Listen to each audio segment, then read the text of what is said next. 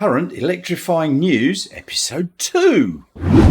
Tesla's Gigafactory, Giga Nevada, which is where they make the 4680 batteries and the Tesla Semi.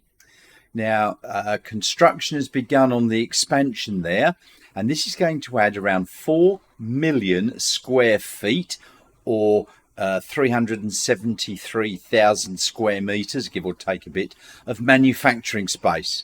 Now, this project was announced a year ago, and it's now started construction, and it's going to add about 6,500 new jobs, and it will be capable of producing battery cells for around 2 million light-duty vehicles each year.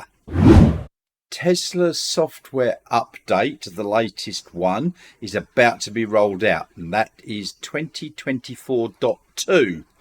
And this is going to turn on adaptive headlights or adaptive headlight capability for the new Model 3 in Europe. Unfortunately, for the moment, this feature is limited to the Model 3 Highland and only in Europe. My Model Y here in Australia has got matrix lights, but as yet no control for them. But I'm ever hopeful eventually it will come, and they can then be adaptive with this new software update.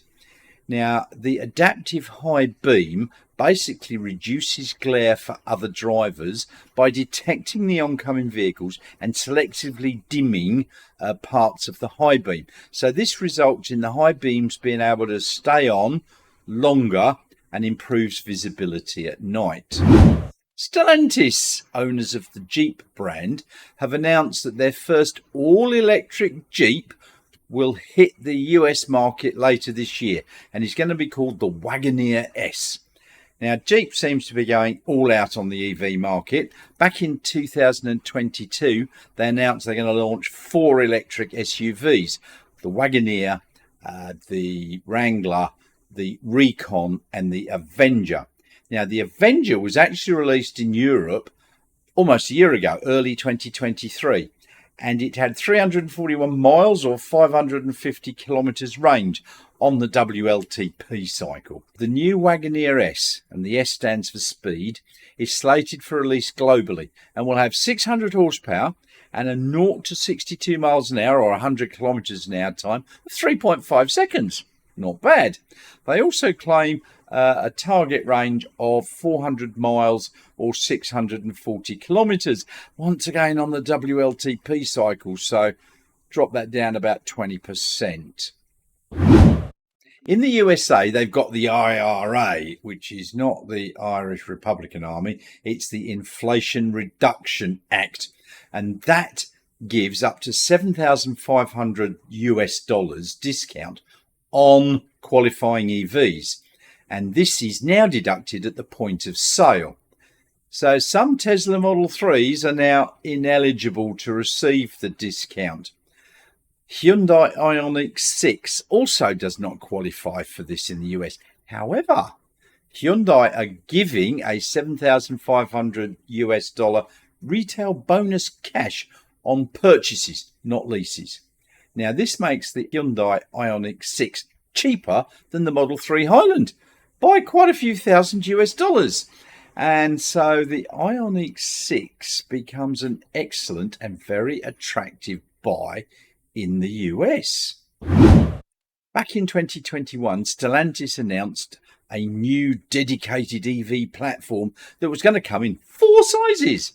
Back then, they announced that the large version, or the STLA Large, would give their cars a range of 500 miles or 800 kilometres. What? But they've now clarified that this range will apply to the sedans, but they haven't said if it's EPA, WLTP, or what sort of standard. They have confirmed it will include the capability of either 400 volt or 800 volt charging, and they say it will have a fast charging rate of 4.5 kilowatt hours per minute. Never heard it referred to like that before. So I wonder if that equates to 270 kilowatts DC fast charging on the 800 volt architecture. Now, they said that there will be battery packs ranging from 85 kilowatt hours to 118 kilowatt hours. And they've also suggested that the Dodge electric muscle car will be included in their lineup very soon. VinFast, which is an auto manufacturer from Vietnam, entered the US market, but as yet most of its sales are still in its home market of Vietnam. It released its sales figures and Q4 2023 was a new record, 13,513 cars, and for the whole year 34,855. Now that was below their target of 40,000 vehicles.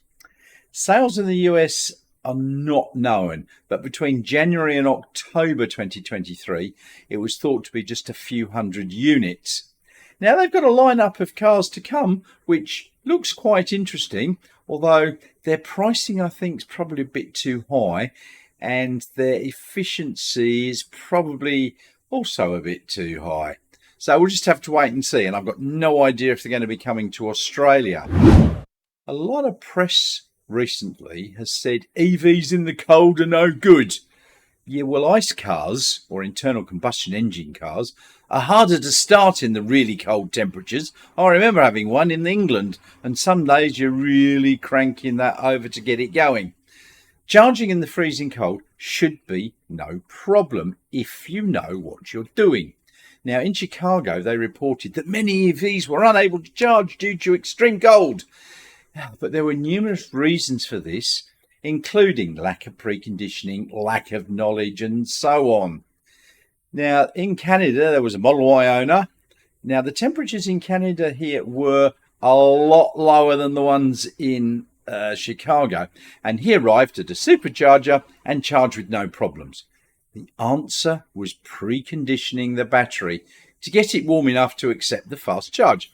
Now you just need to make sure you've got some spare battery charge to heat the battery and to get to the charger, remembering that range is reduced a bit in the really cold weather.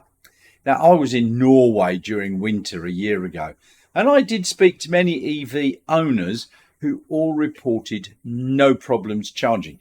And in some places it was extremely cold. In the US, there's been a surge in EV sales. In 2023, there were 1,189,051 new EVs on the road, and their EVs were taking a 7.6% share of the market. Now, notably, Tesla dominated, taking both the number 1 and the number 2 spot with the Model Y and the Model 3. But third was the Chevrolet Bolt EV and Bolt EUV. They may not be making those anymore now, but other brands were improving their sales, notably Ford and VW, but other European EVs are beginning to make a dent in the numbers. Tesla Superchargers recently announced that its supercharger installations was at over 55,000, and it's continuing to expand. Now, every quarter, Tesla conducts a survey to see where people would like them to put their next superchargers. Now, they've just announced the new sites, the results of its Q4 2023 survey, and Australia got one new site in Mildura, which is in Victoria over east. Unfortunately, no new sites were announced for Western Australia, which desperately needs some more. Maybe next round, perhaps. In Europe, more than 1.5 million EVs were newly registered in 2023, which is a year-on-year increase of 37%. Even plug-in hybrid electric vehicles accounted for another 874,444, which is actually a drop of 7%. Now, even better news is that diesel registrations lag well behind, and they're dropping. The share of battery electric vehicles in the new car market in Europe was 13.6%. Now that is behind petrol cars, 35.3%, but ahead of diesel cars, which is just under the 13.6%. Now, of course, Tesla Model Y was the most successful model across all drive types. 254,822 Tesla Model Ys were sold in Europe. The GWM Aura Funky Cat, as it's known in the UK, went on sale there in 2022, and it's just surpassed its 1,000th sale. Now, GWM are readying its second model for launch, but they're going to change the naming structure of their cars. So the Funky Cat will become the Aura 03. And their next EV will be the Aura 07. Now, it was expected it was going to be called the Lightning Cat, but it's now the Aura 07. It's going to be a direct rival to the BYD Seal and therefore the Tesla Model 3 as well. And it's got a very Porsche-inspired styling. What we do know about it at the moment is that it's got a claimed 0 to 62 miles an hour or 100 kilometers per hour time of 4.3 seconds and 180 kilometers per hour or 110 miles an hour top speed.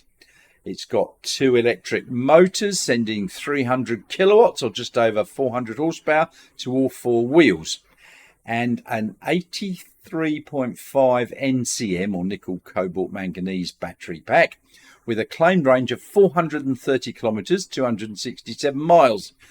Although some claims I've seen are 373 miles and 600 kilometres.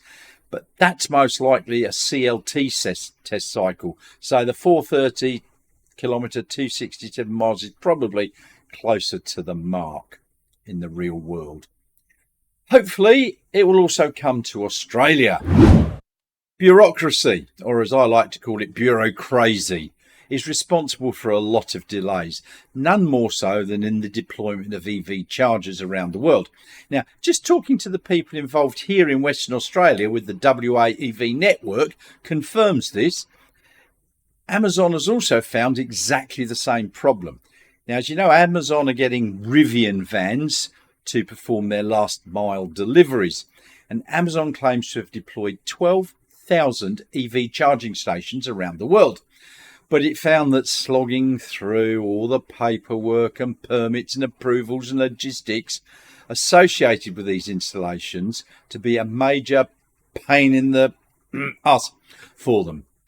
Personally, I'm not surprised. I've had to deal with governments my whole life, and sometimes it is more enticing to bang your head against a brick wall rather than deal with the pathetic bureaucracy. In Thailand, BYD's distributor, Riva Automotive, currently has got about 1,000 dealerships around Thailand, but it's planning to triple that number to over 300 over the next 2 years. Now in Thailand, BYD first released the Atto 3 or Yuan Plus, and it's now got the Seal and the Dolphin, so it's got 3 models available there. Here in Australia, the Victorian government has started to refund its road user charge on electric vehicles. It started about 2 years ago. Now, my mate Chris Vanderstock and his friend Kathleen Davis took the Victorian government to the federal court and they won. Now, approximately 5 million Australian dollars had been illegally taken from Victorian EV drivers, and that acted as a big deterrent against buying an electric vehicle. Now, these refunds that have started to go out also seem to include some interest and credit card payment fees. About bloody time they did something right. We all need to be doing more to help cut back on climate change. 2023 was a record year for damages, with 63 separate billion, with a B, $billion weather disasters, surpassing the previous record 3 years before that of 57. Now, the total damage brought about by weather events was over $300 billion US. Now, we really need to be doing something more to help combat this. Heat waves also led to 15,400 deaths in Europe in 2023, and that ranks as the 4th deadliest heat wave on record. When are governments going to start learning? And let's end on a better note. Lotus launched the EMA in China. It's a less expensive version of its all-electric SUV, the Electra. and it's got a price of just under $93,000 US in China. Owned by Geely, or Geely, the EMA comes in 4 variants with dual motors as standard. The 2 lower priced versions have got 2 motors totaling 450 kilowatts of peak power, just over 600 horsepower, allowing them to accelerate from 0 to 100 kilometers an hour, or 62 miles an hour, in 4.15 seconds. Not too bad. Whilst the upper 2 variants also have 2 motors, but they've got a combined peak power of 675 kilowatts, over 900 horsepower. And they provide an acceleration, 0 to 62 or 100 kilometers an hour, of 2.78 seconds. Yeah. And they're going to have a 102 kilowatt hour battery pack and a 650 kilometer range on the CLTC cycle for the lower variants. Yeah, that's probably 425 to 450 kilometer real world. But the higher spec models will have ranges of 520 and 480 kilometers respectively on the CLTC cycle. It's getting a little bit low now, I reckon, because you've got to knock, well, probably a third off that. So you're looking at, for the top spec ones, 320 to 340 kilometers, 200 miles, not a lot. Not sure if we're going to see these in Australia in any time in the future.